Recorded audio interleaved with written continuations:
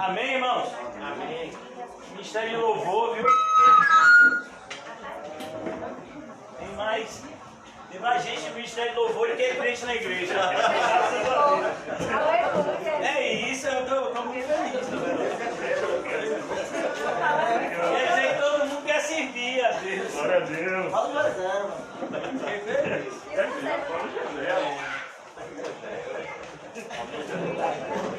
Amém, irmãos? Graças a Deus. Graças a Deus. Amém? Amém. Graças a Deus. Graças. Graças a Deus.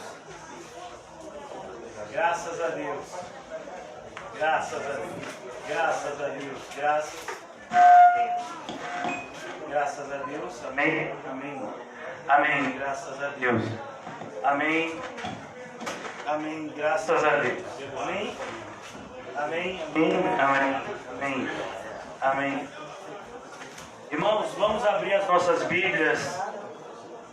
Livro de Filipenses, capítulo 2, versículo 10. Filipenses 2, 10. Foi onde nós paramos ontem, mas eu vou fazer a leitura a partir do versículo 9, porque fala justamente. A frase começa no versículo 9 e conclui-se no versículo 10. Amém, graças a Deus. Amém, graças a Deus. Amém, graças a Deus. Quer botar nessa caixa aqui? Pode ser. Pode, né? Vamos fazer assim? O que a gente fez ontem, né? Eu sei que seja.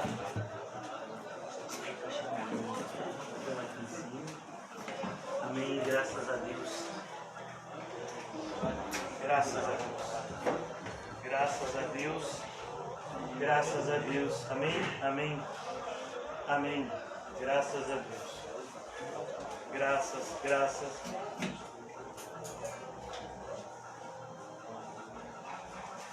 Amém. Graças a Deus. Graças a Deus. Amém. Amém. Amém. Graças a Deus. Amém. Graças a Deus. Amém. Amém. Amém. Amém. Graças a Deus. Vamos no microfone normal então. Estava aquele normal, né? O preto tá em cima da caixa. Eu não sou digno. Esse ou esse? Vamos preto aí. Pode usar o preto. Esse preto eu fico com vergonha, pode? Não, que é isso. Amém, irmãos? Vamos abrir aqui a nossa Bíblia. Depois dos problemas técnicos básicos, todo início do culto tem que ter, para mostrar que o nosso culto é espiritual. Então, sempre tem que ter esses problemas técnicos. Se não tiver, a gente até desconfia. Versículo 9 de Filipenses 2. Eu intitulei a nossa mensagem de hoje, irmãos, de A Árvore e os Frutos. O apóstolo Paulo, ele vai tratar de um assunto de extrema importância, que é um assunto de como nós devemos desenvolver a nossa salvação. Nós vivemos numa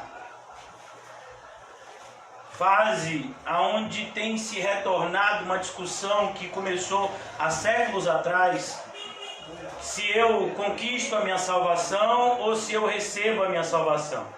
Então é comum você ouvir alguém dizer: não, se a salvação é pela graça, eu não preciso fazer nada. Porque se eu fizer qualquer coisa, a salvação é pelas obras. E talvez a gente ache que esse debate é algo novo. Não, esse debate é algo que vem desde os primórdios da igreja. Já na época do apóstolo Paulo existia esse tipo de pensamento. Então o apóstolo Paulo aqui ele vai mais uma vez nos mostrar a conexão que existe entre a árvore e os frutos, ou entre a salvação e a santificação. Quando nós ouvimos pessoas dizendo que Jesus fez tudo e eu não preciso fazer nada, nós tememos, pois a Bíblia não nos apresenta esse tipo de informação. Muito pelo contrário, a Bíblia diz: já que Jesus fez tudo por mim, eu devo agora, pela graça dele, fazer tudo por ele. A graça não é um salvo-conduto para eu não fazer nada. A graça é a motivação que eu preciso para fazer tudo. Então, aqui o apóstolo Paulo vai tocar nesse assunto porque ele sabia que a igreja, como em todas as eras, sempre foi atacado por esse tipo de ideia. É o que nós chamamos de legalismo ou libertinagem. Então, o apóstolo Paulo nos ensina, e perceba que essas divisões, essas subdivisões que estão na sua Bíblia e na minha, elas não estavam no original. Então tudo está conectado. Capítulo 1, 2, 3 e 4 de Filipenses são uma única carta que o apóstolo Paulo escreveu à igreja de Filipos. Essas subdivisões, elas vieram muito tempo depois. E elas trazem, se você não tomar cuidado, um engano, como se cada sessão dessa fosse uma parte que nós pudéssemos estudar, nos esquecendo das demais. Isso é um erro muito grande. A carta, ela deve ser estudada como um único documento. Então tome muito cuidado, pois infelizmente é assim que muitas pessoas têm feito. Então no versículo 9 que eu disse a vocês, nós lemos: pelo que também Deus o exaltou sobremaneira. De quem nós estamos falando aqui? De Jesus, aquele que se humilhou, aquele que nos ensinou que humildade não era como os gregos pensavam, algo ruim, não era uma qualidade negativa, mas que humildade é uma qualidade positiva. Pelo que também Deus o exaltou sobremaneira e lhe deu um nome que está acima de todo nome. Entenda que a ideia de nome significa a ideia de presença. É como, por exemplo, quando você assina um documento, significa o quê? Que você concorda com aquilo que está escrito naquele documento. É como, por exemplo, quando o irmão José vai pagar fornecedores e ele assina um cheque de R$1 milhão. Ele está dizendo que ele concorda com aquele valor que vai ser pago ao fornecedor. Amém? Amém. Então ele diz aqui, o nome que está acima de todo nome. Mas isso também nos mostra que Jesus, que é Deus, homem, ele agora aparece na história, e ele aparece na história carregando esse nome de Jesus. Esse nome Jesus vem do hebraico Josué, que significa Deus é salvação. E Jesus agora aparece na linha da história, carregando esse nome, que traz consigo uma espécie de resumo do seu próprio ministério. Deus enviou o seu Filho ao mundo para que o mundo fosse salvo por meio dele. Não é o que o Evangelho nos ensina? Então aqui ele diz, ele tem um nome que está acima de todo nome, de maneira que ninguém pode se comparar com a pessoa de Cristo.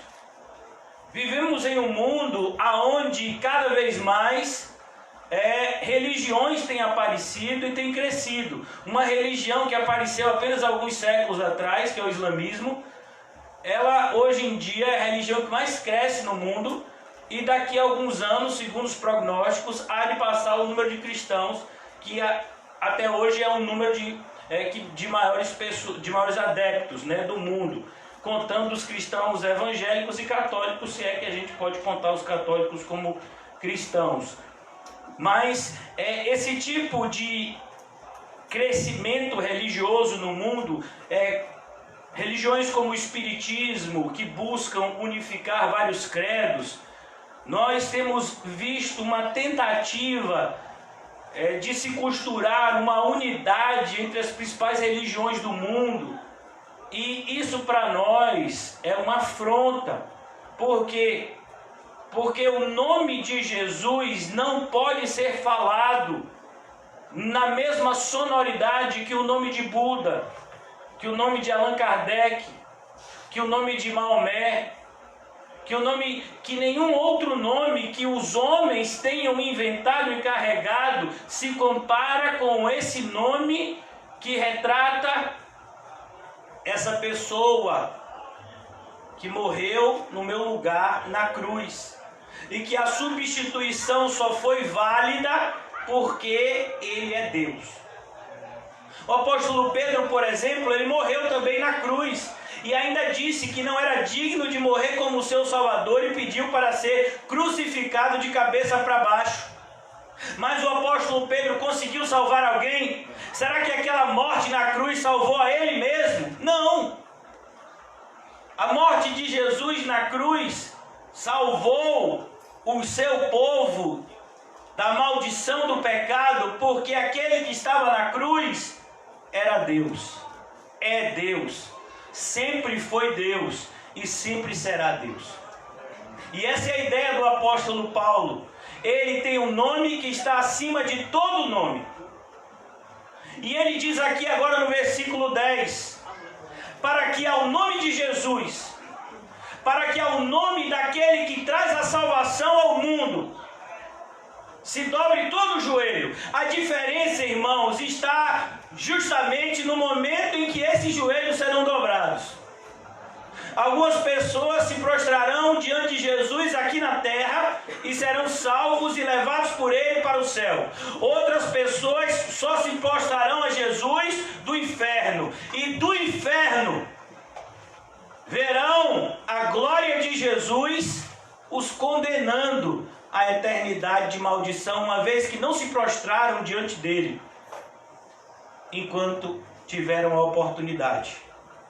Isaías, que é o profeta mais citado no Novo Testamento, inclusive é o profeta mais citado pelo próprio Jesus. Isaías diz no seu livro: buscai enquanto se pode achar, invocai-o enquanto está perto. A porta da misericórdia e da graça nem sempre estará aberta. Assim como a porta da arca se fechou pelo lado de fora, assim como a porta se fechou quando aquelas 5 virgens nécias estavam indo buscar azeite, assim também a porta da graça e da misericórdia se fechará aqueles joelhos que não se dobraram diante da soberania de Cristo, da supremacia de Cristo, para que o nome de Jesus se dobre todo o joelho. A ideia de dobrar o joelho, irmãos, longe de ser uma ideia religiosa, traz para nós, a ideia de submissão. Por que eu dobro o joelho diante de Jesus? Porque eu me submeto às suas ordenanças. Uma pessoa que não se submete às ordenanças de Jesus pode passar a vida inteira de joelhos, gritando o nome de Jesus e ainda assim vai para o inferno.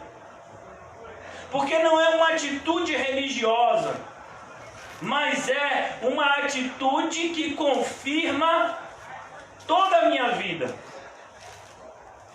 Então ele diz: na terra, todo joelho, nos céus, os anjos glorificam ao Senhor. Na terra, as pessoas deveriam glorificar ao Senhor, mas quem é que glorifica? Somente a sua igreja fiel.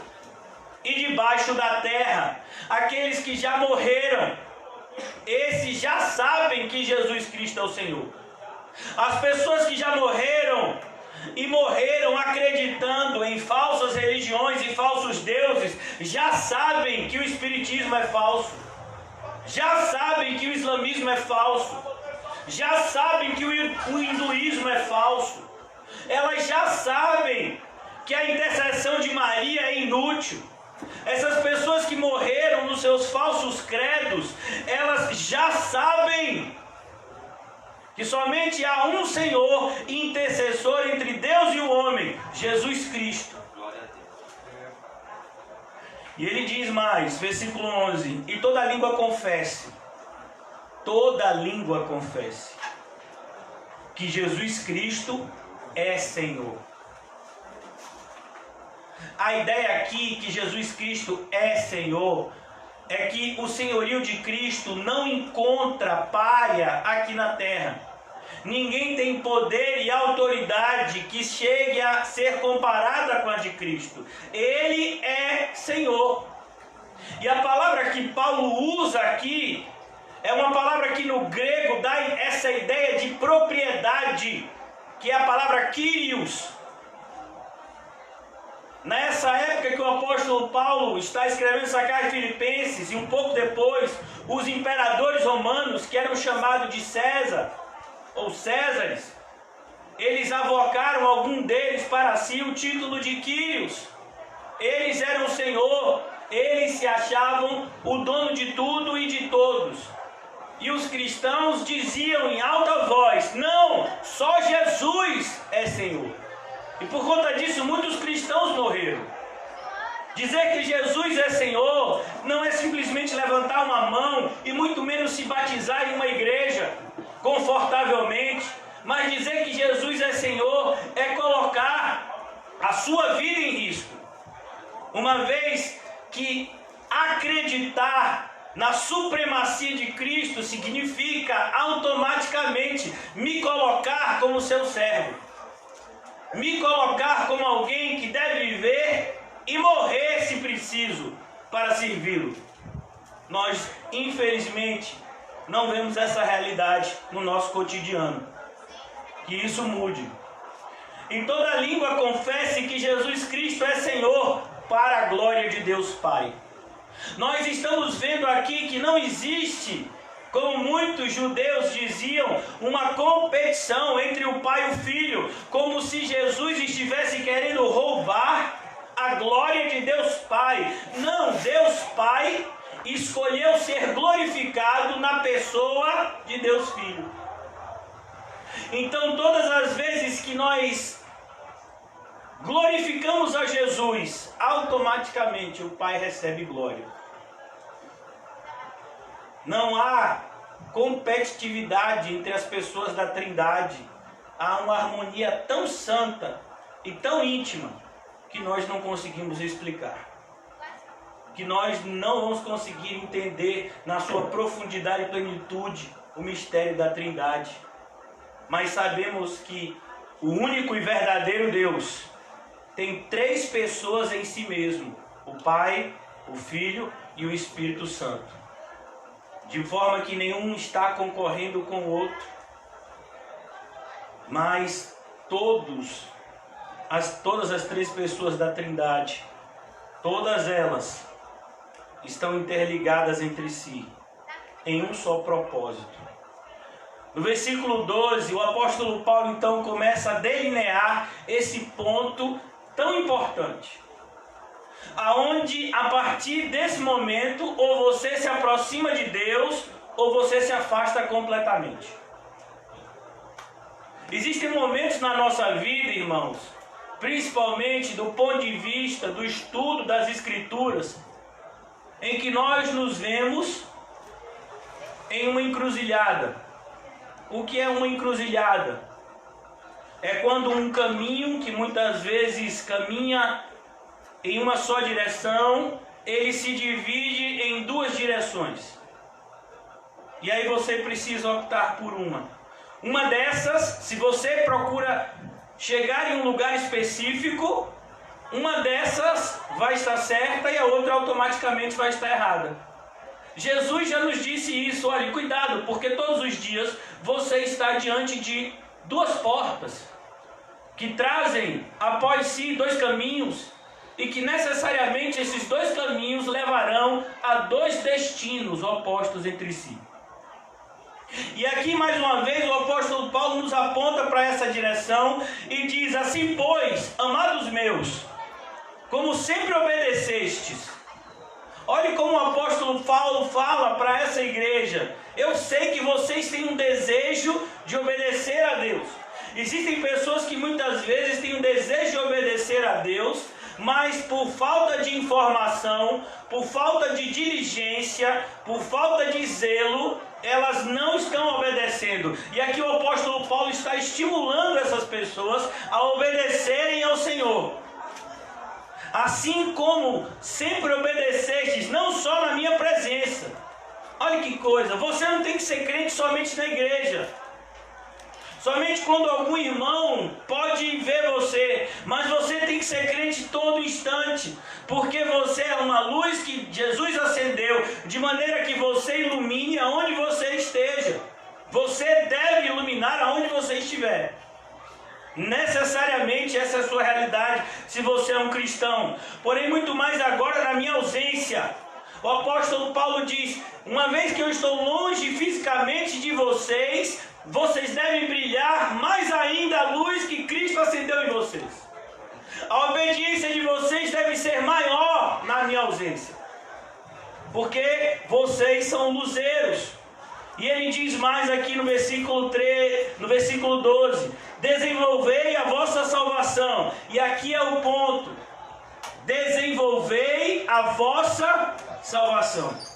Mas como assim? Eu já fui salvo, eu não tenho que fazer mais nada. A graça me alcançou, eu fui salvo, eu estou salvo, agora é só curtir, agora é maravilha, agora é só dizer aleluia, agora é só glorificar a Deus e aproveitar o máximo que eu puder aqui na terra, porque quando eu sair daqui da terra, eu vou para o céu. Oh, glória a Deus, aleluia. É assim? Na Bíblia não. Mas esse é o evangelho que aqueles que se dizem calvinistas têm apresentado. Existe uma discussão que vem bem antes de Calvino e Armínio, que foram grupos que apresentaram ideias opostas acerca desse ponto. Essa ideia que tem trazido extrema confusão à igreja durante séculos, a ideia da soberania de Deus e da responsabilidade do homem. Isso não devia trazer confusão, mas isso deveria trazer motivação. Deus é soberano e eu sou responsável, ponto. A gente não precisava discutir mais nada. Eu não preciso provar que Deus é soberano. Deus é soberano. Sabe por que o seu coração está batendo? Porque Ele quer. Existem pessoas que o coração para de bater. Existem pessoas que morreram hoje. E por que elas morreram? Porque Deus quis. Existem pessoas que tiveram uma experiência de quase morrer e sobreviveram. Por quê? Ele quis. Mas ao mesmo tempo, irmãos, nós fizemos escolhas hoje que geram consequências. Se você decidir hoje comer 5 quilos de chocolate, você vai ver as consequências disso. Se você decidir, tomar chuva e vento frio, você vai ver as consequências disso. Se você decidir desobedecer a Deus, mesmo sendo filho de Deus, você vai ver as consequências disso. Qualquer dúvida, pergunte a Jonas. Então a ideia aqui é justamente, o apóstolo Paulo está querendo mostrar para aqueles irmãos aquilo que ele já havia falado no começo: a obra não terminou. Quando Cristo veio até vocês por meio da pregação do Evangelho, esse é o início da obra. Você creu em Cristo e você só creu em Cristo porque Deus te deu fé. Eu sei disso. Mas uma vez que agora você é uma pessoa que tem fé, então viva por fé e não por vista. Viva de modo cristão. O apóstolo Paulo usou uma expressão, irmãos, que muitas vezes eu e você talvez não entendamos a profundidade. Essa expressão está no capítulo 1. Olha o que o apóstolo Paulo diz. No versículo 27 do capítulo 1. Vivei acima de tudo por modo digno do Evangelho de Cristo. Vivei acima de tudo por modo digno do Evangelho de Cristo. Porque você pode, como cristão, viver de forma indigna. Então é importante, irmãos, que eu e você venhamos a refletir acerca disso. Mais uma vez: assim pois, amados meus, como sempre obedecestes, versículo 12 do capítulo 2, não só na minha presença, porém muito mais agora na minha ausência, desenvolvei a vossa salvação com temor e tremor. E aqui ele completa: por quê? Porque Deus é quem efetua em vós tanto querer como realizar segundo a sua boa vontade. O que é que Paulo está dizendo? Você vai fazer o seu melhor, você vai suar, você vai sangrar, você vai esmurrar o seu próprio corpo, e você vai fazer tudo isso por amor a Cristo, por amor ao seu próximo. E quando você assim eu fizer, você vai bater no seu peito, você vai dizer, eu sou um servo inútil, eu só fiz aquilo que fui mandado fazer, e se eu fiz alguma coisa de bom, a glória é de Deus e não minha. É isso que Paulo está dizendo. Paulo não está dizendo, fique sentado e só assista.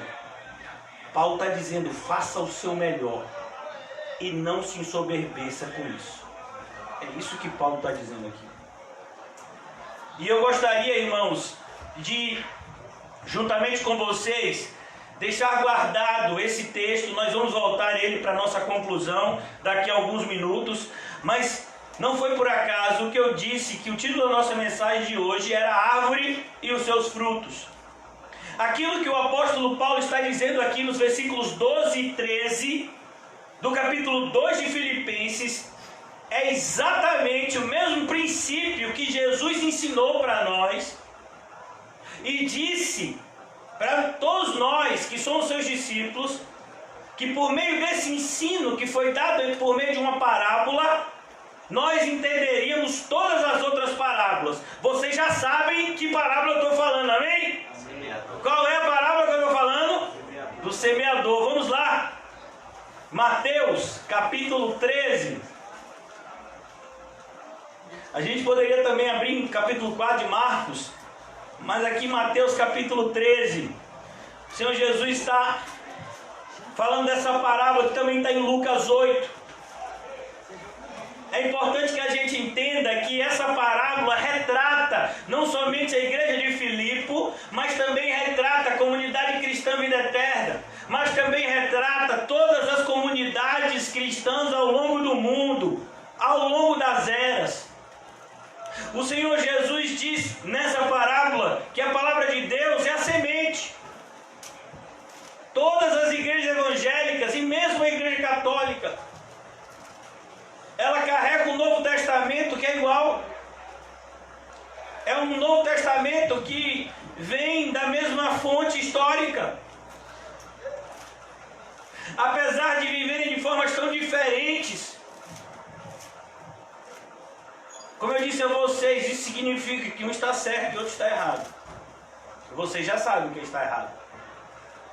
Versículo 13, versículo 1 do capítulo 13. Naquele mesmo dia saiu Jesus de casa, assentou-se à beira-mar. Grandes multidões se reuniram perto dele, de modo que ele entrou num barco e se assentou. E toda a multidão que estava em pé na praia, e de muitas coisas lhes falou por parábolas, e dizia, olha o que ele disse, eis que o semeador saiu a semear. É isso que nós temos feito. Como cumpridores fiéis do mandamento de Jesus que diz, ide por todo o mundo e pregai o meu evangelho a toda criatura. Nós devemos lançar a semente, não importa se as pessoas vão nos tratar bem ou mal, não importa se aquela localidade vai haver uma pessoa que vai se converter, 1000 ou mesmo nenhuma. Nós devemos lançar a semente como semeadores.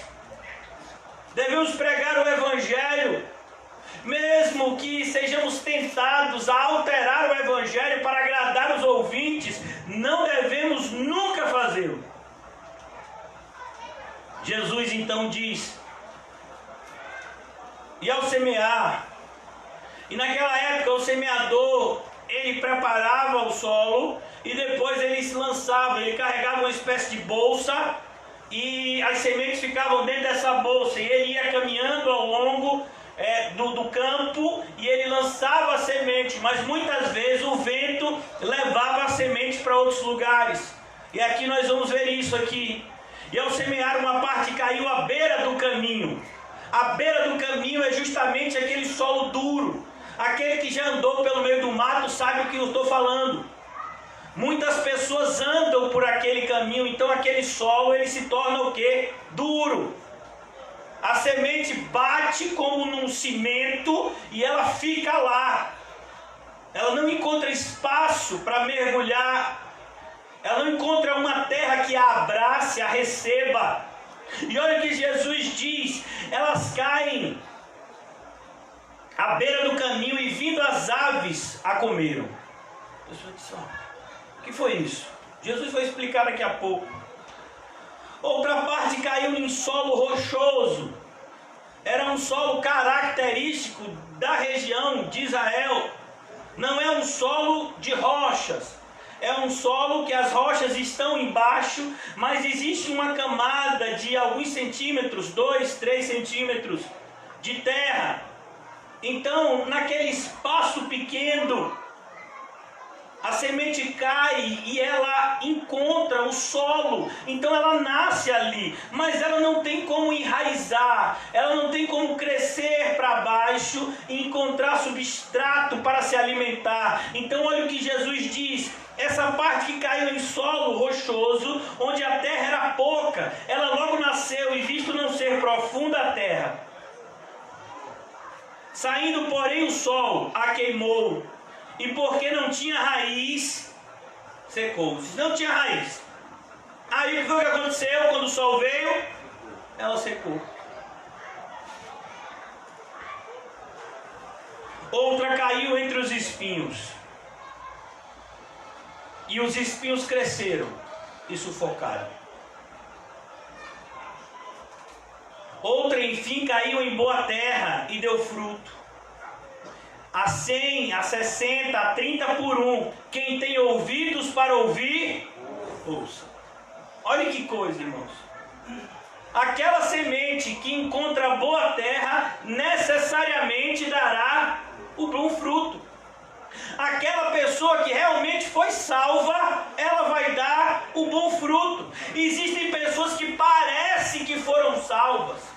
Algumas por um tempo, outras por um tempo maior ainda, mas quem é que efetivamente é um salvo é aquela que produz o fruto respectivo da boa árvore.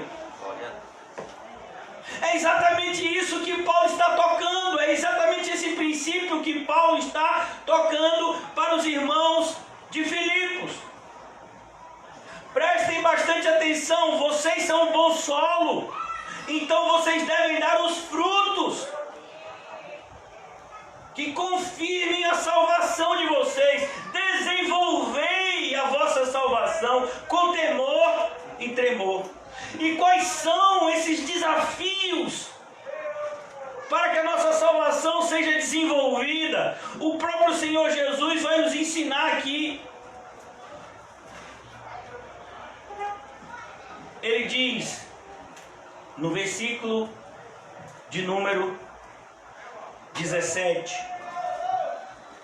desse mesmo capítulo 13: pois em verdade vos digo que muitos profetas e justos desejaram ver o que vedes e não viram, ouviram o que ouvis e não ouviram. Quantas pessoas, irmãos, queriam conhecer o Evangelho como vocês conhecem?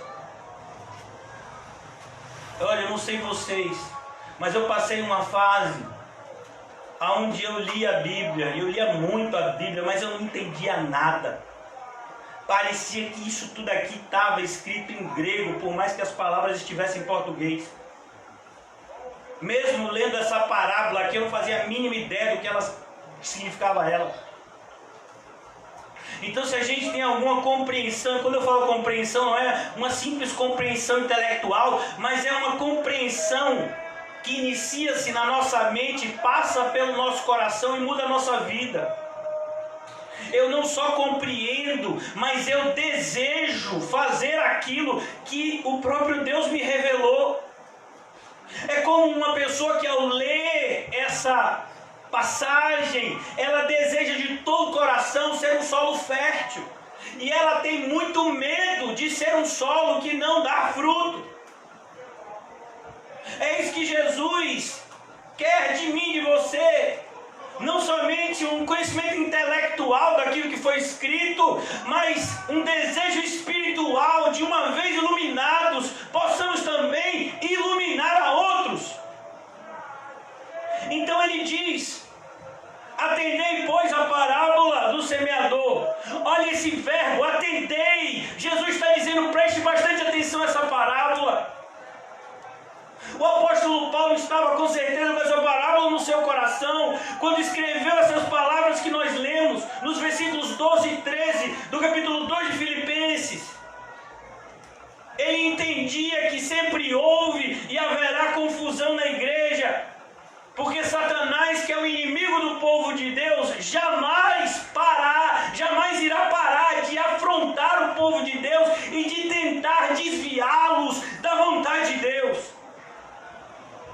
Muito pelo contrário, diligentemente, apressadamente, furiosamente, ele tentará nos desestabilizar, ele tentará confundir a nossa mente e nos afastar da vontade de Deus. E é por isso que Jesus começa por esse ponto. Versículo 19. A todos que ouvem a palavra do reino. Não é qualquer palavra, irmãos. Não é qualquer evangelho. Você tem muitas igrejas evangélicas que não pregam o evangelho. Elas pregam autoajuda, em vez de apresentarem a ajuda do alto. Elas pregam palavras de homens para homens, e não a palavra que Deus enviou ao seu povo. E a todos os que ouvem a palavra do reino, por isso que aqui ele diz, é a palavra do reino. É a palavra que o reino dos céus enviou para aqueles que são do céu, mas estão ainda temporariamente peregrinando aqui na terra. A todos que ouvem a palavra do reino e não a compreendem. Ó, o perigo de não compreender. O perigo de você vir para o culto e dormir. O perigo de você não entender e não perguntar. O perigo de você não estudar profundamente as Escrituras. O perigo de você se satisfazer com as respostas fáceis. Aqueles que não compreendem a seriedade das Escrituras, a seriedade das nossas escolhas, a seriedade do que significa céu e inferno. Eles não compreendem. E o que acontece? Vem o maligno. Você acha que o diabo está onde? Está no inferno? Não, meu filho, ele está aqui. Aí fora, aqui dentro. Ele está aqui, sempre ao derredor. Ah não, aqui na igreja ele não passa daquela porta, existe um próximo. Não existe isso, irmãos. Essas limitações de paredes são somente para nós que somos seres físicos. Os seres espirituais não estão presos a esses limites físicos que nos prendem. E os demônios, assim como o príncipe deles, que chamamos de Satanás, não está preso a nenhum tipo de limite físico. Eles não compreendem a seriedade disso, então vem o maligno e dá aquele empurrão que faltava para se afastar de vez de Deus. Misericórdia. Já que eu não compreendo, vem o maligno e diz, esse negócio não tem importância nenhuma, rapaz. Já viu, se tivesse importância, ia ser falado numa igrejinha pequena dessa. Se fosse importante, estava na televisão para todo mundo ouvir. Se fosse algo que tivesse valor, com certeza alguém ia estar cobrando dinheiro de você no final ou antes. Não, você não está vendo, rapaz. Maligno vem. E ele influencia as suas ideias. Através daquilo que nós chamamos muitas vezes de dardos inflamados. Pensamentos que são lançados na nossa mente. E muitas vezes a gente não sabe de onde vem. Vem de lá mesmo. Vem do coração de Satanás. Vem o maligno e arrebata o que lhes foi semeado no coração. Ó, o que foi semeado, o maligno vem e arrebata. Que nada, você vai ficar dando importância para isso? Você acha que somente quem acredita na Bíblia que vai ser salva? O mundo tem quase 7 bilhões de pessoas. Desses 7 bilhões de pessoas, apenas 2 bilhões é que acreditam na Bíblia. Você acha que os outros 5 bilhões estão excluídos?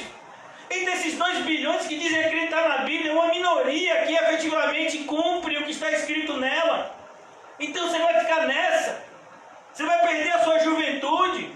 Você vai perder o seu resto de vida para ficar preso a uma estrutura de vida evangélica, onde você tem que ir para a igreja, onde você tem que perdoar, onde você tem que amar, onde você não pode se entregar às imoralidades e concupiscências carnais, mas tem que lutar contra os seus desejos. Você vai ficar vivendo esse tipo de vida? Não, rapaz, não perca a sua juventude não, irmão. Olha, pessoas de irmão, porque são iguais a ele. Então aqui nós temos que tomar muito cuidado. Quando você ouve o Evangelho, irmãos, que tipo de sentimento vem no seu coração? De desejo de cumprir ou de desprezo? Como aqueles israelitas no deserto que ao comerem o maná diziam: ah, esse maná vil. Imagina se não fosse maná, eles estavam todos mortos. Deus mandava comida do céu para eles. Aí tem uma hora que eles falam: estou enjoado. Estou enjoado. Ah, pai, pastor, eu estou enjoado. Todo dia é filé mignon lá em casa. Ai. Todo dia. Socorro, né? Eu já enjoei disso. Socorro, meu pai. Estou enjoado. Todo dia. Pastor, eu estou enjoado. Todo mês o meu patrão me dá um aumento. Meu Deus, que coisa insuportável. Às vezes eu fico pensando que eu vou receber a mesma coisa, ver meu patrão me dar um aumento. Ah, que chato. Ô pai, o que é isso? Irmãos, a gente consegue reclamar de coisas que os outros desejam, Com certeza. né? Ah, meu pai me dá tanto trabalho. Você tem um pai. É verdade. Outro dia eu estava pensando nisso, porque eu tenho 2 pais idosos e eu sou um filho que faz tudo para eles, né? E aí eu estava sendo tentado a reclamar disso, mas eu falei: meu Deus, eu tenho pais. Glória a Deus.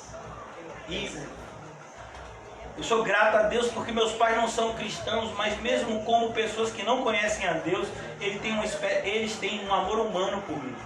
Coisas que muitos pais não têm hoje pelos seus filhos. E muitas vezes nós somos tentados a nos queixar de coisas que outras pessoas sonhavam em ter. Com certeza. Ah, meu Deus, essas meninas dão trabalho. Só se for as suas, as minhas não. As minhas é bênção. É bênção. Glória a Deus. A minha é bênção. Outro dia eu estava conversando com a minha esposa, falando justamente sobre isso. O mau trabalho que as nossas filhas dão é porque elas desarrumam a casa. Eu digo: oh Deus, muito obrigado. Glória a Deus. Porque tem mães e pais que estão desesperados com crianças nessa idade já. Tem crianças nessa idade envolvidas com tráfico.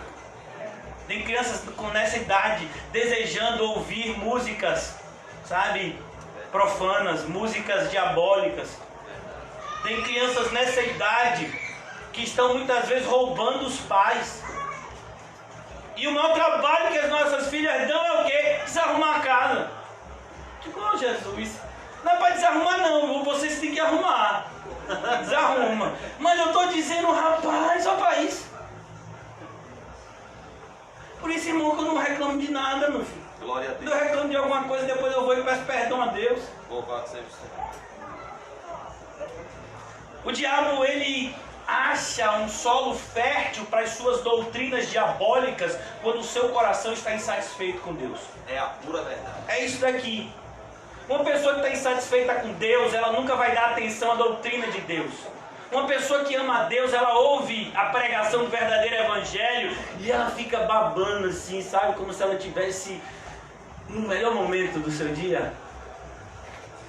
E ela pega a Bíblia e ela está ouvindo o que o pregador está dizendo, como aqueles ouvintes em Bereia. Paulo pregando e eles com a Bíblia e dizem: fala, Paulo, tanto jeitinho bateu, olha. A gente conferiu, o cara crachá e aqui bateu. Vá, continua, Paulo. Mas hoje em dia nós vemos uma falta de desejo por Deus e por tudo aquilo que cultue a Ele. Verdade. E aqui o diabo encontra a porta aberta para roubar a semente e para encher o coração de pessoas, o coração das pessoas, de desprezo pela palavra de Deus. Versículo 20: o que foi semeado em solo rochoso. Olha, aqui é a realidade da igreja de Filipos. Tinha pessoas na igreja de Filipos que já haviam abandonado o Senhor, que não davam atenção As palavras de Paulo. Paulo diz, eu exortei eles e fiz isso até chorando. Eles são inimigos da cruz de Cristo. Eles desprezavam a palavra de Deus. O que foi semeado em solo rochoso. Quem é esse? Aqui a gente já teve essas experiências diversas vezes. Pessoas chegam e dizem, encontrei a igreja de Atos. Oh, meu pai. Ah, esse pastor é uma benção. Oh, meu filho, eu fico com medo. Chega as perninhas tremendo. É benção. Ah, tem culto amanhã, vou vir também. E aí as pessoas vêm com aquela alegria inicial. O que foi semeado em solo rochoso. Esse é o que ouve a palavra e recebe logo com o quê? Alegria. É benção. É benção pura. Ah, eu amei aquele louvor. Ainda mais que o irmão entrou com base assim, rapaz, é essa igreja. Eu senti agora, testificou. Vamos lá. Aí ela ouve um sermão, ela ouve dois, ela ouve três. No quarto ela diz que nada, varão. Você viu o que ele falou? Não, ó. Nada de cruz credo. Eu quero a minha alegria, eu quero a minha felicidade agora, já. Mal sabendo essa pessoa que ela nem sabe o que é felicidade. Verdade. O que foi semeado em solo rochoso, esse é o que ouve a palavra e recebe logo com alegria. Por isso que você tem que tomar cuidado, irmão. Você ouvir a palavra, você tem que conferir. Eu gostaria muito que vocês pegassem um sermão, ouvissem ele de novo, pegar com a Bíblia, parando e deixa eu ver se o pastor errou. E se eu errar, depois você vier, pastor, aquilo que você falou aquele dia não é bem daquele jeito, eu vou te agradecer, se for bíblico. Então, você não pode aceitar tudo que lhe é dito. O próprio apóstolo Paulo vai dizer aos Gálatas, que ainda que nós, os apóstolos, ainda que nós venhamos trazer a vocês um outro evangelho que seja anátema. Já pensou? Então a gente tem que conferir, irmão, será que é bíblico mesmo isso que estão me ensinando? Por isso que quando vem um pastor que está falando tudo certinho, aí de repente diz, agora que Jesus fez tudo, você não precisa fazer nada. Olha, dedinho. Ô, rapaz, mas ele falava tudo tão certinho. Ele gosta de Spurgeon também. Ai, ai, ai. Ele gosta de Joyce Riley, eu também. Socorro, né? Rapaz, ele é puritano também. Não, meu filho, puritano não dizia isso não. O movimento puritano era conhecido justamente porque eles buscavam viver biblicamente num mundo cada vez mais antibíblico.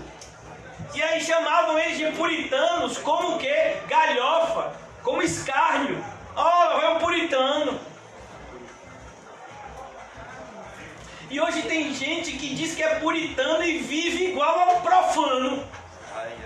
Imagine. Cuidado, irmãos. Recebe logo com alegria. Eu tenho medo desses que recebem logo com alegria. Oh, graças a Deus eu encontrei uma igreja que não pede o dízimo.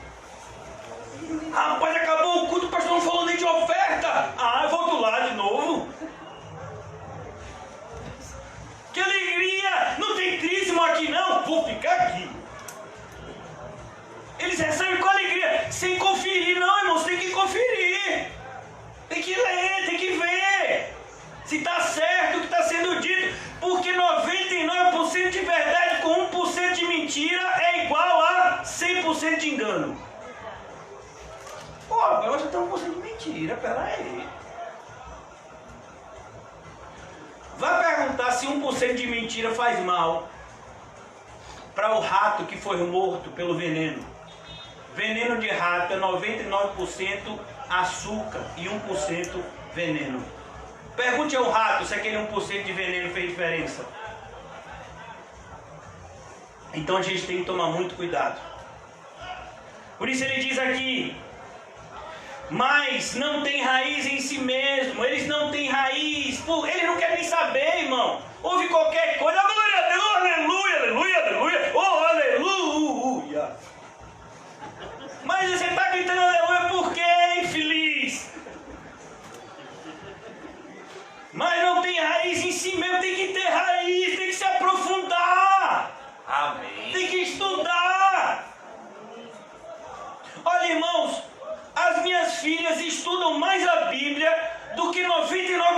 cristãos que eu conheço.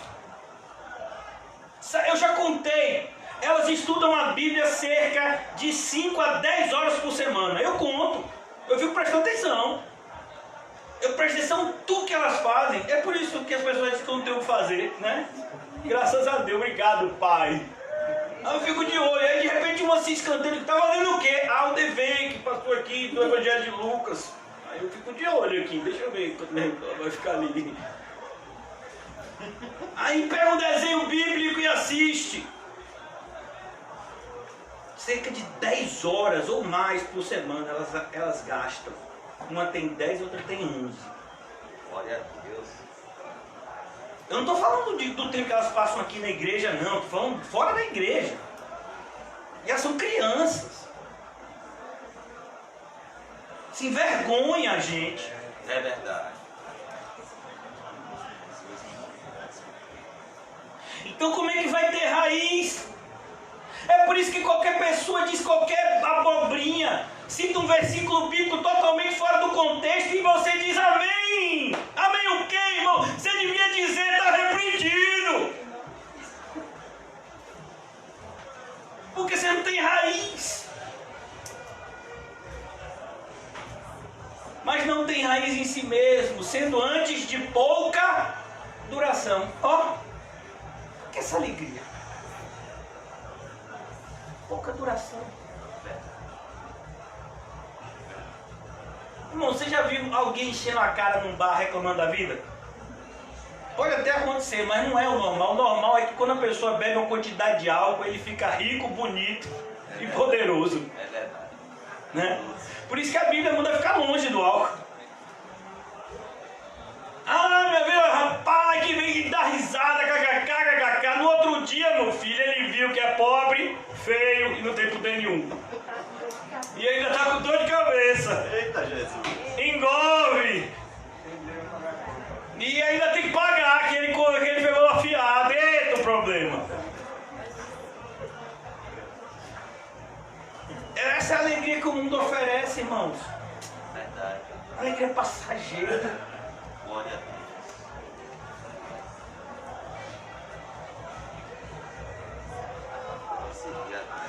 Eu fico tão triste, sabe? Eu tenho feito algumas caminhadas em uma praça chamada Praça dos Eucaliptos. E essa praça ela tem uma parte verde assim. E eu nem sabia disso. Muitas pessoas vão tirar fotos nessa praça por conta da luminosidade e dessa área verde, porque é uma praça que não passa muita gente nem muito carro. E aí eu já vi mais de uma dezenas de grávidas. Chegam lá com algumas roupas, algumas com o pai, outras sem o pai. E aí montam uma estrutura lá e começam a fazer as fotos, né, da gravidez, do barrigão. Mas parece que quando as crianças crescem, parece que aquela alegria daquela foto foi esquecida. Essa é a alegria do mundo. Quando a criança nasce, oh, que alegria. O primeiro problema é que a criança diz, esse filho não deve ser meu filho, não. Ai. Eu quero maternidade. Dona André pensou isso agora. Eu vou devolver. Pô, rapaz, mas tava uma alegria tão grande quando tirou aquela foto. Quantos pais abandonam a mãe e os filhos porque não suportam a ideia de uma estrutura familiar, porque ser um cabeça da casa não é chegar e bater e dizer, eu sou manjo. Não, meu filho, é segurar a casa toda nas costas. E por que a gente consegue? Porque Cristo nos segura. Glória a Deus. Então é esse tipo de alegria que o mundo oferece. Uma alegria passageira. Qualquer alegria mundana é passageira, irmãos. E muitas pessoas têm confundido o evangelho com esse tipo de alegria. Não, o evangelho não é uma alegria passageira. Se ele foi uma alegria passageira para você, então você jamais conheceu o evangelho verdadeiro. Por mais que você tenha ouvido o evangelho verdadeiro, você nunca o conheceu de fato. Eles são de curta duração, eles chegando a angústia, ó. Qualquer angústia tira o fervor da pessoa. Você estava lá indo para a igreja certinho, mas aí, não, meu namorado acabou comigo. Namorado, graças a Deus, crente não namora, ora em casa. Não, eu perdi meu emprego, pronto, agora você não tem mais desculpa para ir para os cultos mais quimpantes. Ô pastor, para com isso. Qualquer angústia, irmão, sabe? Um dos motivos que a gente tem angústia é porque a gente não está abraçado com Jesus como deveria. Eu creio. A angústia cresce. Aí vem a perseguição, que nada, mas eu comecei a ser crente, parecia que eu tinha um banca. Passei a fazer cocô na minha cabeça. Todo mundo de enfermidade era eu pegava. Não, que nada, quando eu era ímpio, não tinha nada disso. Agora que eu sou crente, vem angústia ou perseguição por causa da palavra, não é por qualquer coisa não, viu, irmão? É por causa da palavra. Aquela mãozinha, ó. Por causa da palavra. Logo se escandaliza. A ideia de se escandalizar é a ideia de retroceder, de dar para trás, de voltar atrás. Quantas pessoas no nosso meio já passaram por isso? A primeira perseguição, o pastor estava até querendo ficar firme na igreja, mas aí aconteceu aquilo. Ô meu filho, você não está me dizendo nada. Ô pastor, eu sou insensível. Não, eu sou sensível com sua alma. Eu tenho mais preocupação com a sua alma do que você. Glória a Deus. Porque você está fazendo escolhas que vão durar no máximo 30, 40, 50 anos. E eu estou lhe mostrando uma realidade que vai perdurar a eternidade inteira. Então você quer ter um alívio durante alguns anos e depois passar a eternidade inteira em tormentos? Como aquele rico de Lucas 16? Ou você quer ser como Lázaro, que passou por dificuldades aqui na terra e foi para o céu? Glória a Deus. Então é claro que tem que vir perseguição. E quando vier perseguição, essa minha pulseira aqui, meu filho, ela tem uma palavrinha que é blessed. Essa palavrinha em inglês significa bem-aventurado, feliz. É a palavra que Jesus usa no Sermão do Monte. É toda vez que eu estiver achando minha vida ruim, eu digo, olha, cala a boca, você é abençoado. Por isso que eu estou aqui, para me lembrar do que eu me esqueço toda hora. Glória a Deus. Então aqui você tem que entender a perseguição, a angústia, ela tem que vir, você tem que viver angustiado. Não, pastor, fala isso não, está repetido. Qual foi a última vez que você se angustiou com o seu pecado? Que você disse, rapaz, eu estou indo para o inferno. Meu Deus, me salva. Que você chorou pelo seu pecado. Você não evangelizou aquela pessoa. Você não fez o que deveria fazer. Aí vem um que diz assim, fique tranquilo, ninguém vai se perder. Sabe quem diz isso? O cão. Porque ele quer que você fique nessa tranquilidade passiva. Quando Jesus nos chama a uma atividade de combate. Aqui mesmo na carta de Filipenses, Paulo vai dizer que nós devemos combater, lutar pela fé evangélica. E tranquilo, vai dormir em paz. Não, meu filho, chore de noite. Quero ver seu travesseiro todo cheio de lágrimas por conta do seu pecado. Glória a Deus. O que tem te afastado de Deus, porque você não tem vivido a vida cristã que deveria estar vivendo nessa altura. Verdade. A intimidade que você já podia ter com Deus. Verdade. Chore, mas pelos motivos corretos. Aqui nós vemos pessoas que choram e se escandalizam por motivos mundanos. Versículo 22, já caminhando para a conclusão, que foi semeado entre espinhos, é o que ouve a palavra.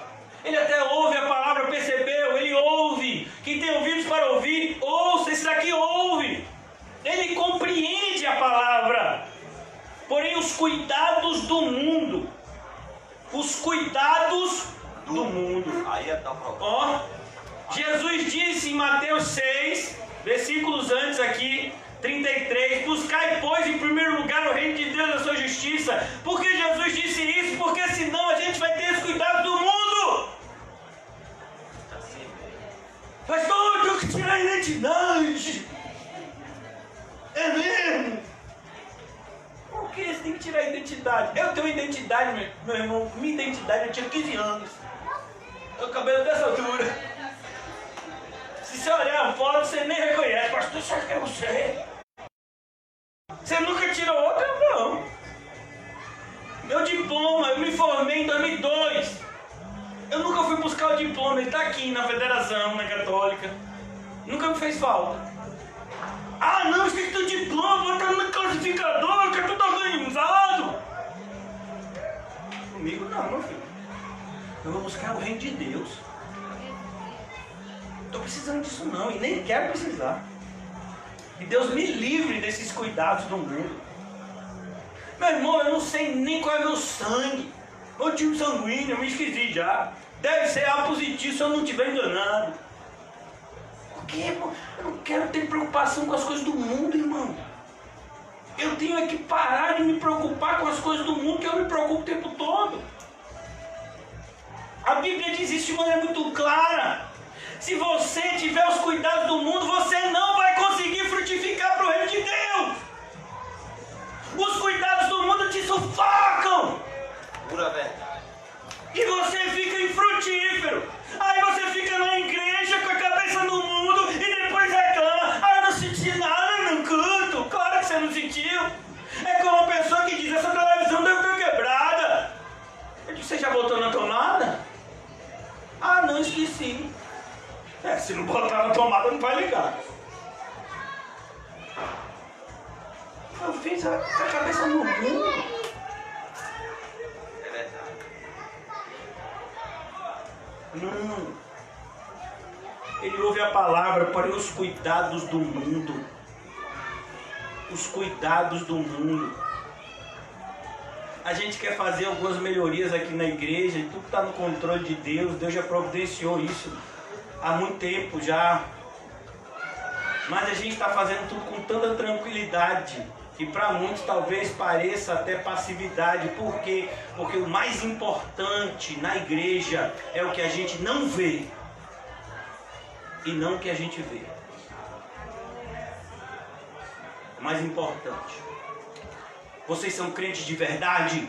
Que vai dizer isso é o que está dentro de vocês. Eu estou aqui pregando a verdade, motivado por um amor sincero por Deus e pelo próximo. Quem vai dizer isso é o Senhor. Isso é mais importante do que a cor dessa parede, do que a estrutura da igreja. Então nós temos que estar atentos, irmãos, porque os cuidados do mundo roubam a nossa vida espiritual. E quando a gente vê, a gente está sem vida espiritual. Mas ele não fala só dos cuidados do mundo e a fascinação das riquezas. Entenda a riqueza aqui, irmão, não é como coisa grande não, é como dinheiro. Perceba que a gente vive num mundo onde só se fala de dinheiro, tudo é dinheiro, tudo se fala de valor. Quanto custa? Quanto custa? É verdade. É mesmo, o pastor de lá ganha quanto? Porque não contratar. Não, não é o de sexta, não é o de terça. Não. Custa quanto? Vamos orar. Né? As irmãs então, nem sabem que é irmão. O pessoal, a editora que faz a edição dos livros, que já está inscrito na sociedade. Como é o nome daquela inscrição que você botou? É Instituto do negócio que você escreve todos os livros, né? Isso. Quem foi aquela editora, rapaz? Eu quero contratar essa editora. Não, rapaz, é um ministério da igreja formado por mulheres fiéis. A fascinação. Quanto custou? Quanto custou? Rapaz, custou muita fé dessa mulher aí. Mas e o dinheiro? Quanto custa? As pessoas só querem saber de dinheiro. Não é, irmão? É. A gasolina subiu. Ah, você está preocupado porque você não tem carro? Graças a Deus. E aí, revelação? Mas só que desespero, o dólar está crescendo. Ah, que não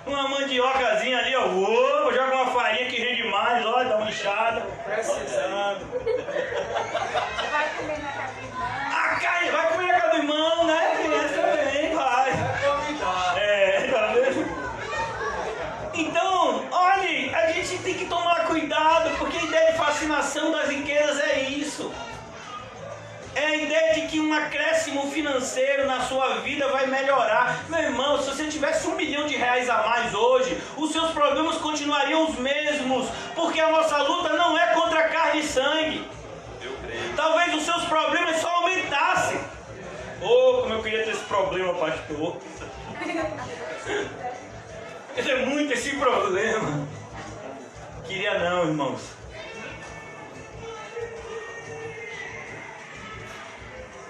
A fascinação das riquezas sufocam a palavra. Sufocam o quê? Sufocam o quê? A palavra. A ideia aqui é de alguém que intimamente tem até um desejo de obedecer, mas o mundo fala mais alto. A necessidade fala mais alto. Ela sabe o que tem que fazer, mas ela faz a escolha pelo errado. Eita, agora Deus fala.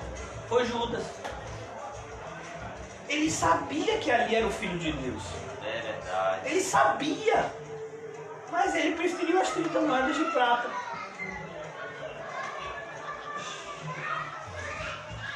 Então aqui, irmãos, eles sufocam a palavra.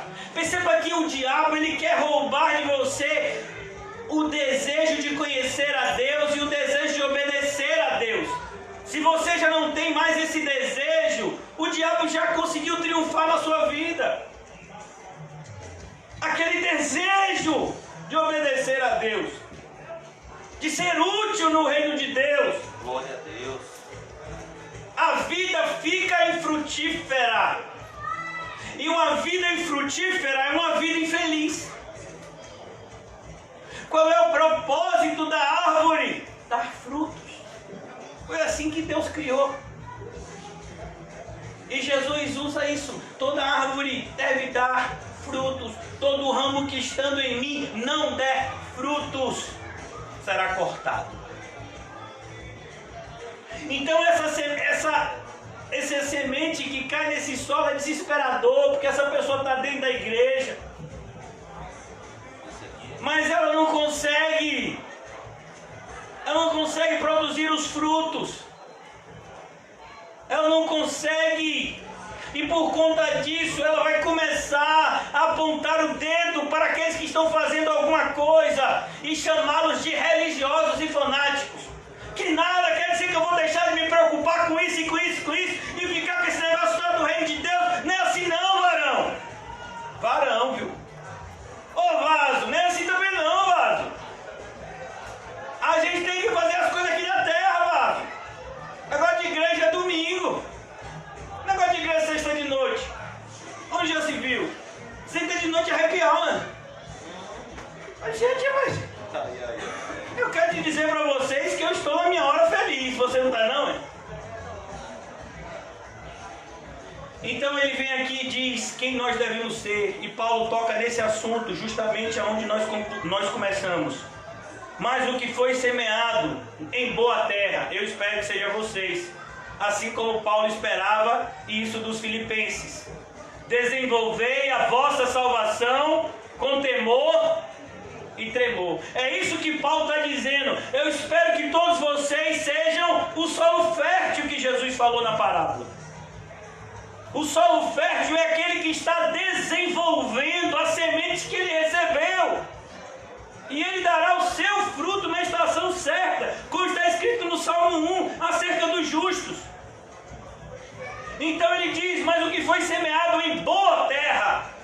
Porque você é uma boa terra, porque Deus transformou maldição em bênção.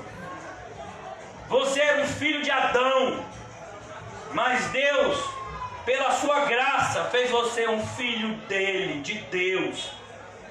É errado esse pensamento que muitos têm proliferado de que todos são os filhos de Deus. Não, todos são criaturas de Deus. Filhos, somente aqueles que creem em Cristo.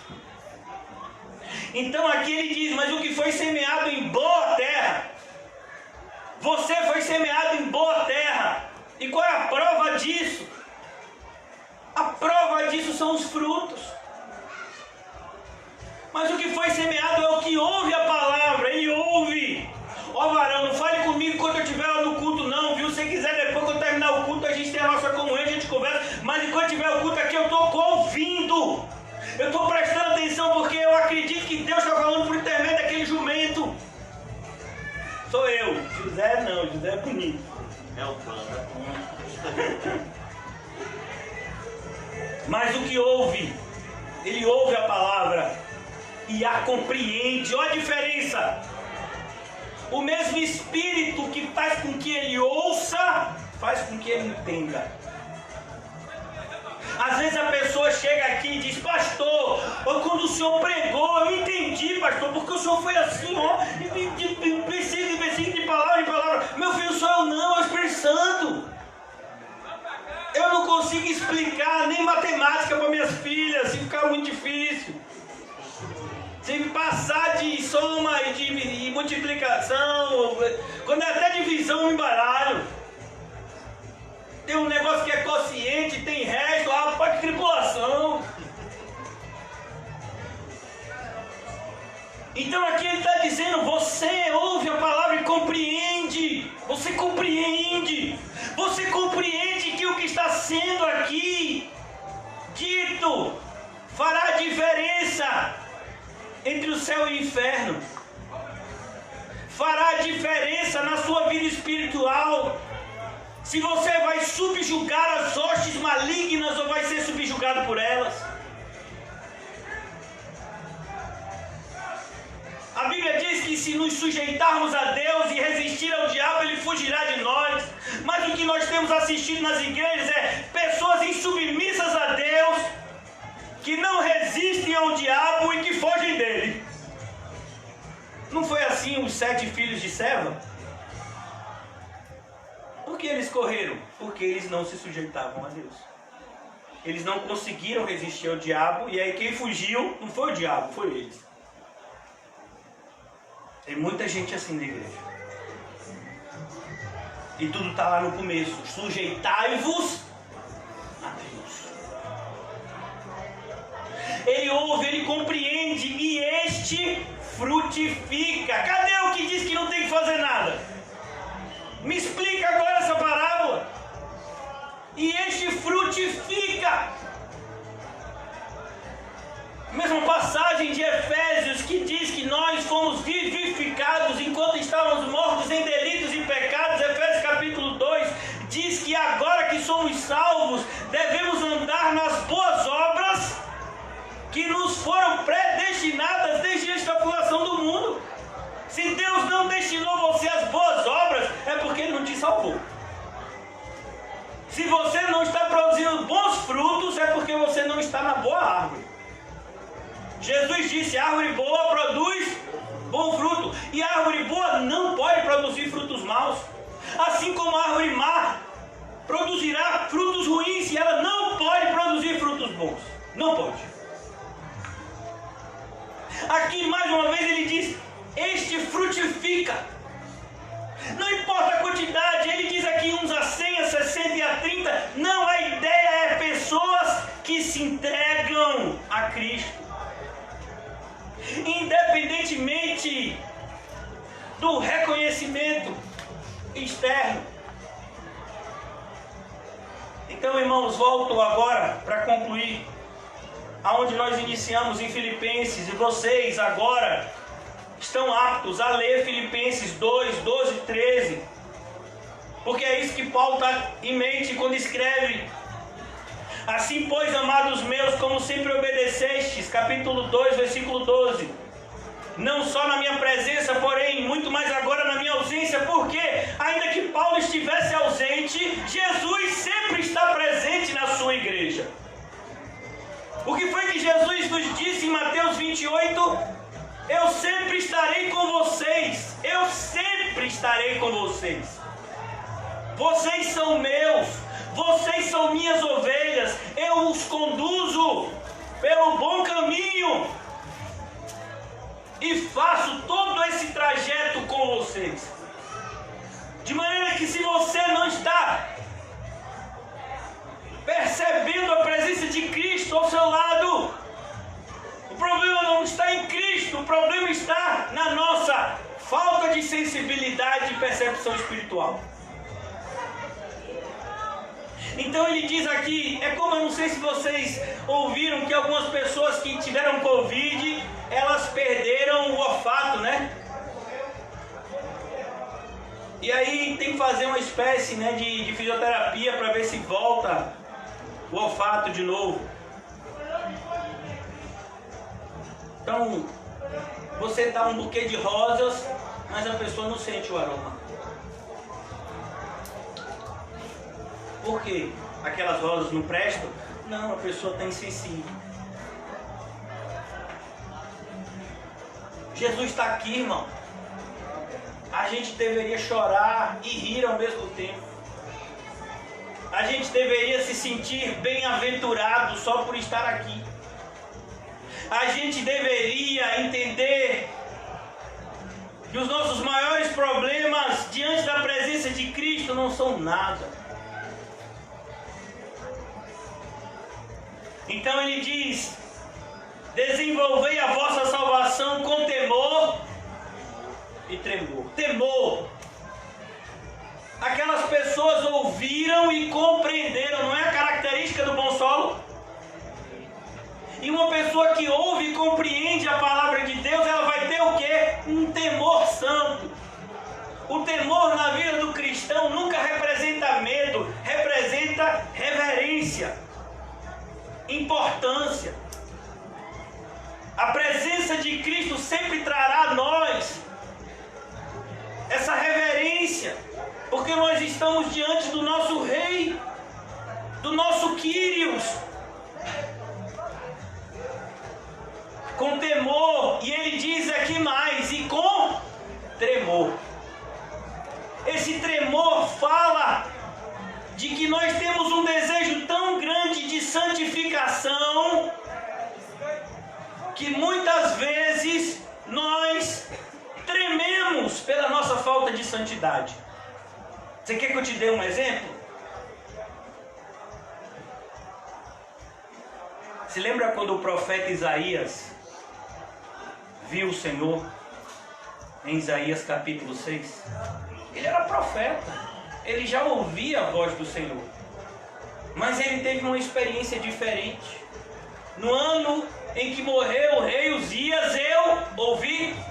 Não, eu vi o Senhor no seu alto e sublime trono. E aí foi que ele teve temor e tremor. Ele não disse glória a Deus, aleluia. Ele disse ai de mim. Quanto mais a luz ilumina, mais a gente entende a nossa sujidade. Ai de mim. Mas Isaías é profeta, Isaías. Gente, rapaz, você é escolhido de Deus. Que negócio de ai de você? Ai de mim, que sou um homem de impuros lábios e moro no meio de pessoas de lábios impuros. Eu vi o Senhor, agora vou morrer. Temor e tremor. Essa é a compreensão de uma pessoa que quer ter uma vida santa.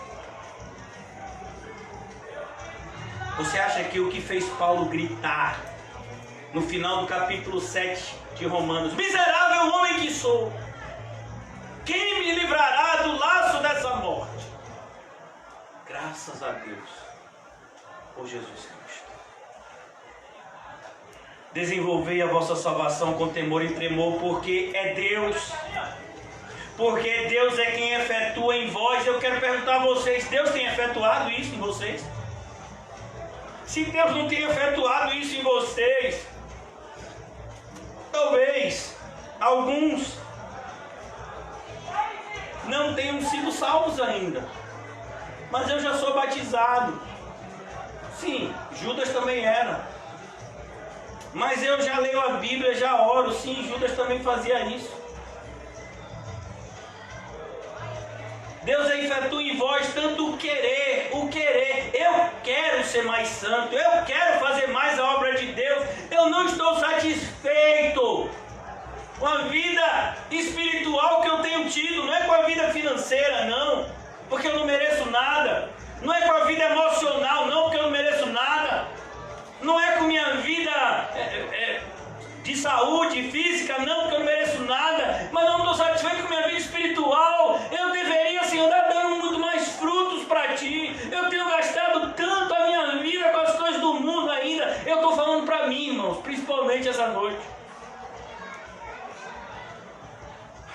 Deus é quem efetua em vós tanto querer como realizar. Mas não pode ficar só nas ideias. Eu tinha tanta vontade de fazer isso, de fazer aquilo. Sim, não está fazendo por quê? Eu queria tanto. Queria, e por que não quer mais? E por que não está fazendo mais? O querer e o realizar. Vamos lá, vamos lá. Mas eu não estou conseguindo. Peça a força a Deus e Ele dá. Segundo a sua boa vontade. Que a gente seja, irmãos, impactado pelo mesmo evangelho que impactou Paulo. Porque o evangelho é o mesmo. George Whitefield, ele disse uma vez: alguém pode pregar o evangelho melhor do que eu, mas ninguém pode pregar um evangelho melhor do que o meu. Porque o evangelho verdadeiro é um só. Por isso que Paulo, quando escreve aos Coríntios, ele diz: por que essa palhaçada? Que uns dizem que é de Paulo, outro de Apolo, outro de Cefas, e um diz que é de Cristo. Não, que negócio é esse? Vocês não estão entendendo nada. Aqui ele diz: Deus efetua o querer e o realizar. Por que você não está querendo? E se você está querendo, por que você não está realizando? Eu não tenho força. É mesmo? Eu também não.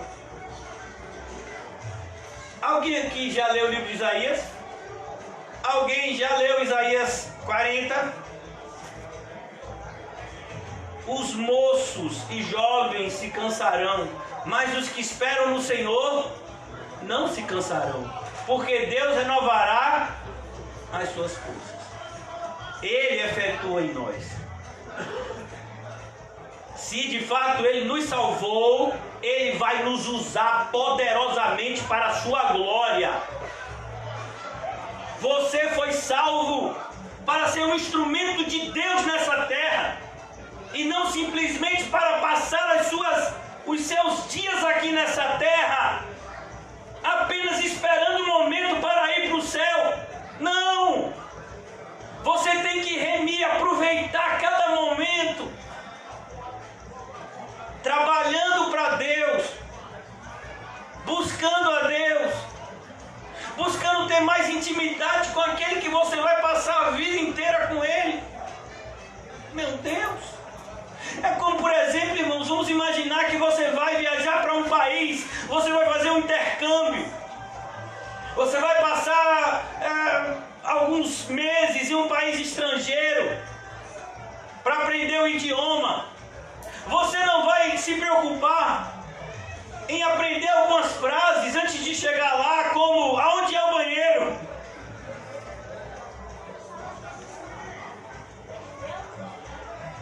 Eu tô com sede, eu quero água. Uma das primeiras coisas que você fala em inglês, né? Vou falar em português, no portuguesado, water, né? Uma vez eu cheguei lá, meu filho, virei pro pessoal, quando eu fui para os Estados Unidos, eu tinha 15 anos.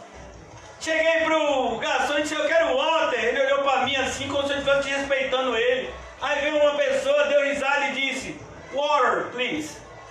Water. Mas não escreve assim não. Pergunta a irmã Cláudia se vai falar inglês. Escreve o Walter. Eu tô certo, ele que tá errado. Water, please. Olha que inglês. Eu esburiçando tudo. Você aprende isso na hora ou antes? Você vai olhar as ruas, o lugar que você vai morar, na hora ou antes? O clima, será que lá faz frio ou calor? Na hora ou antes? Pergunte a Richard Baxter, se eu não me engano. Disseram para ele que ele tinha poucos meses de vida. Ele disse: rapaz, então eu vou conhecer o lugar que eu vou morar, é o céu. E aí todos os dias ele separava 30 minutos, não para fazer devocional, independentemente de tudo aquilo que ele já estudava na Bíblia, ele separava 30 minutos para aprender e conhecer as coisas do céu. Aí, passados aqueles 6 meses, o médico disse: você não morreu nesses 6 meses, então dessa doença você não morre mais. Ele disse: rapaz, mas conhecer o céu é tão legal, vou continuar. É isso que é desenvolver a sua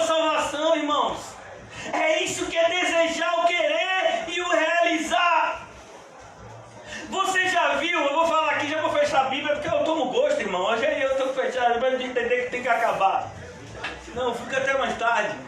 Irmãos, você já viu, e aqui muitos de vocês vão entender, principalmente o seu Leão, que foi mestre de obra durante muito tempo. Não foi, seu Leão? Quando você contrata um auxiliar de pedreiro ou pedreiro, há uma diferença se você pagar por diária ou se você pagar por empreitada. Então, por exemplo, se você disser assim, olha, eu vou pagar X valor por esse muro, meu irmão, pense no camarada que toma gás. Porque ele quer entregar logo aquele muro, que ele quer receber o dinheiro e ir para outro trabalho. Mas se você disser, não, cada diária você vai ganhar tanto, ou esse dia só vai dar para levantar esses tijolos aqui. Porque não pode levantar muito, porque se levantar tudo de vez, pode ser que o negócio caia, o cimento ainda não secou. E aquele muro que ele poderia levantar em 3 dias, ele levanta em 2 semanas. Por quê? O interesse dele é no dinheiro.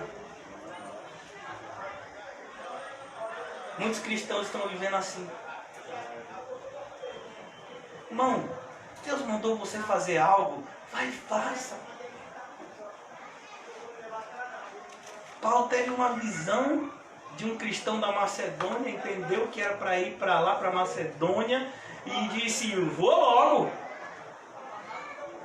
Cornélio teve uma visão de que deveria chamar Pedro para ir até a casa dele, que Deus iria falar com ele por meio de Pedro, mandou logo aquele pessoal para Pedro, buscar Pedro, os soldados dele. A gente vê uma das características dos verdadeiros cristãos, que é justamente essa diligência em fazer a vontade de Deus. Todas as outras coisas ficam em segundo plano. Quando é Deus que nos manda, foi Deus que mandou, Deus mandou, meu filho, vai fazer. Vai nessa tua força, Gideão. Eu temo, irmãos, que muitos, não poucos, mas muitos que conhecem a doutrina correta, vivem vidas totalmente incorretas e ainda procuram justificativa para isso. Ah, não, mas se eu estiver fazendo essas coisas, aí é salvação por obra. Ah, irmão, deixa eu lhe dizer uma coisa, você foi salvo por obra. Foi a obra de Cristo que te salvou. Agora Jesus carregou a cruz dele, não carregou? E na cruz dele estavam os nossos pecados, não está escrito em Colossenses? Mas ele disse que você não tinha cruz para carregar. Ele disse que era para você ficar agora de boa, só glorificando. De boa. Eu estou de boa. Cristo me salvou. Você está de boa? Cadê o temor e tremor? Se Cristo te salvou, cadê? Cadê a renúncia? Cadê a cruz? A marca da cruz? Você já viu, irmãos? Hoje em dia tem algumas mochilas de rodinha, né? Eu, quando estava ainda antes dessa pandemia, eu ia levar minha filha na escola. A escola de minha filha, eu tô longe. Coisa menos de lá de casa. Eu conto no relógio que conta aqui, de GPS. Aí quem leva a mochila dela sou eu, né? Minha filha, o que você botou esse negócio aqui, meu filho? Não, meu pai, que hoje eu vou ter aula disso. Você já viu às vezes outro dia eu fui buscar meu filho na escola, uma raridade. Fui buscar ele na escola, que alegria. Na escola meu filho tem mais... Rapaz, tem mais gente do que tudo. Milhares de alunos, eles estão nesse Vieira aqui. Eu fiquei perdido. Na hora, eu tava lá esperando, cheguei antes do horário, né? Porque eu nunca vou buscar, eu falo bonito, chegando antes do horário. Quando bateu o horário, meu filho era criança saindo de tudo quanto é lado. Eu disse, meu Deus, vou me pegar. E aí eu peguei a mochila dele, o crítico era forte, meu filho, na hora que eu levantei a tendinite,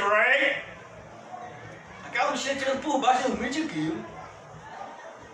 Disse, meu filho, você leva esse negócio, meu filho? Mochila de criança pesa quando está indo para a escola.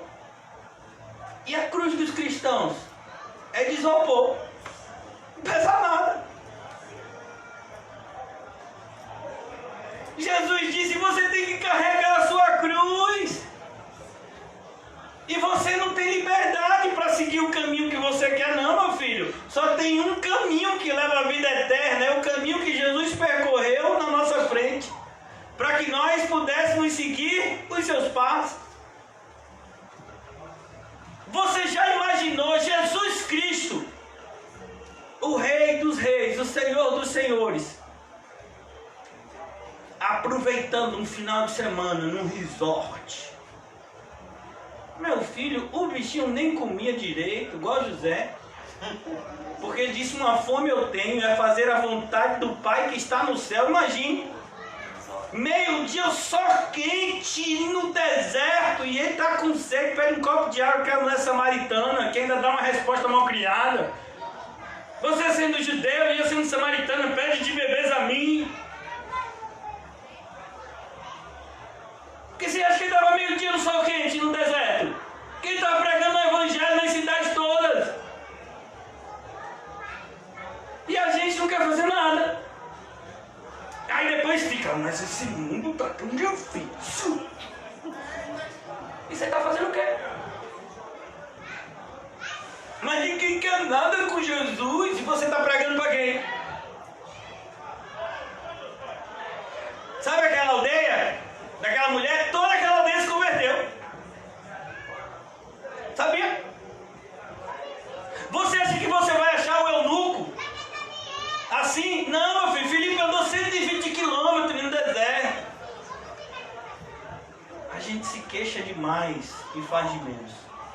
Está na hora da gente mudar isso. Fazer mais e se queixar menos. Que o Senhor nos ajude nessa tarefa maravilhosa de sermos servos de Deus. Eu fico até encabulado. Tem gente que acha que isso é humilhação. Eu digo: oh meu Deus, então não humilha. Servo de Deus, você é o quê? Eu sou um servo de Deus. Meu filho, não tem CEO de empresa nenhuma que tenha uma função melhor do que aquele que é servo de Deus. O que você faz? Eu sirvo a Deus. A quem? A Deus que criou o céu e a terra. Sabe uma das... eu tenho que calar a boca, é que eu fico, né? Eu fico assim impactado, porque quando perguntaram para Jonas: Jonas, qual Deus que você obedece, Jonas? Jonas, qual é o seu trabalho? Imagine. Aí Jonas diz: eu sou um profeta de Deus. Olha, profeta fugiu. Eu sou um profeta do Deus que criou o céu e a terra e tudo que existe.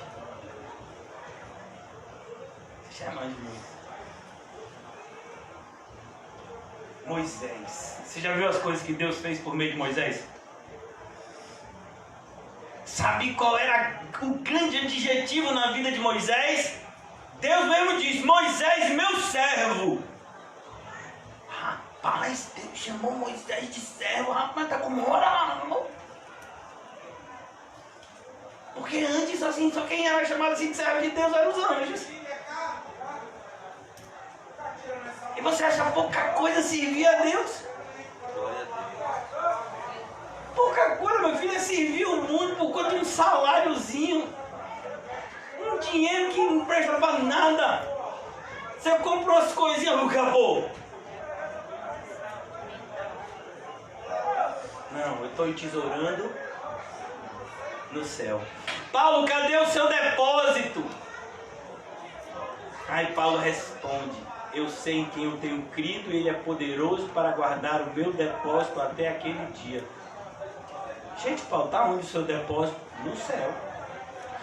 Todos os recursos que eu tinha, físicos, espirituais, materiais, tudo que você imaginar, eu apliquei no céu. Isso é desenvolver a salvação com temor e tremor. Eu temo que muitos cristãos nunca vão entender isso. E se você não entender isso, você não vai dar fruto. E se você não dá fruto, é porque você nunca esteve de fato na árvore. Que a nossa realidade seja do solo fértil. Em nome de Jesus e para a glória de Deus Pai. Ó Pai, Pai nosso, o Senhor está no céu.